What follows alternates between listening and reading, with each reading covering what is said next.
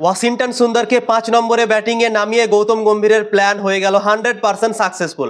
গৌতম গম্ভীরকে নিয়ে অনেক বড় বড় প্রশ্ন উঠছিল কি গৌতম গম্ভীর কি করছে, ভারতীয় দল টেস্ট সিরিজ কেন জিততে পারছে না। কিন্তু কালকে যেভাবে ভারতীয় দল ম্যাচ বাঁচালো, 150 ওভার ভারতকে ব্যাটিং করতে হতো, সেই জিনিসটাও ভারতীয় দল করে দেখালো এবং ফাইনালি রবীন্দ্র জাদেজা আর ওয়াশিংটন সুন্দরের অনেক বড় পার্টনারশিপে 203 রানের পার্টনারশিপে এই ম্যাচটা ভারত বাঁচাতে কামিয়াব হয়ে গেল। তো কালকে ম্যাচটা বাঁচালো ভারতীয় দল, ড্র করে দিল। এই ম্যাচটা পুরোপুরিভাবে হারা ছিল, 99.9% ম্যাচ হেরে গিয়েছিল ভারতের দল। তোমরা বলতে পারো, আমিও বলতে পারি, কেননা ভারতীয় দল প্রথম ইনিংসে 311 রানের লিড খেয়ে নিয়েছিল।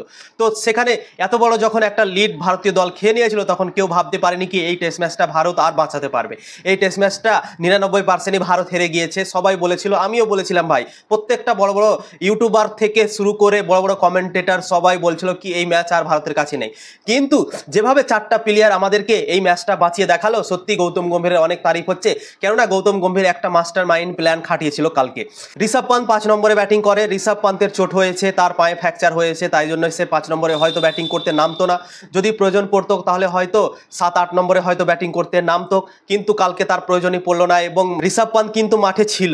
তার যদি প্রয়োজন পড়তো তো অবশ্যই ঋষভ পান্ত ব্যাটিং করতে কিন্তু আসতো, কিন্তু ওয়াশিংটন সুন্দর আর জাদেজাই কিন্তু খেলে নিল এবং এই ম্যাচটাকে পুরোপুরিভাবে ড্র করে দিল।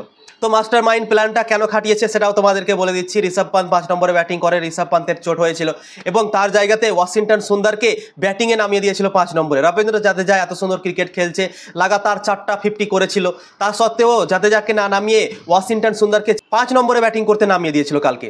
জাদেজাকে 6 নম্বরে ব্যাটিং করতে নামিয়েছিল।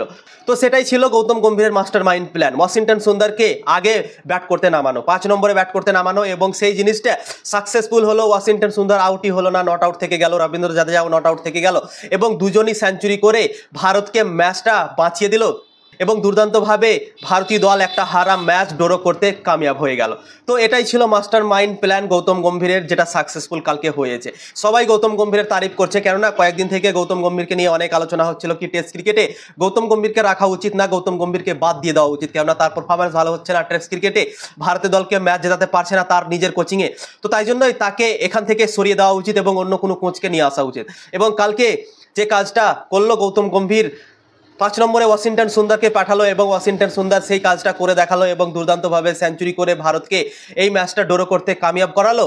সেটা নিয়ে গৌতম গম্ভীরের এখন আলোচনা শুরু হয়ে গেছে। সেই আলোচনা হচ্ছে, ভালো আলোচনা হচ্ছে, খারাপ আলোচনা হচ্ছে না, পজিটিভ আলোচনা হচ্ছে এবং দুর্দান্তভাবে ভারতীয় দল, তোমরা তো দেখলে, রবীন্দ্র জাদেজা, ওয়াশিংটন সুন্দর, KL রাহুল, শুভমান গিল, এই 4জন মিলে ভারতীয় দলকে ম্যাচটা বাঁচাতে কামিয়াব করে দিল।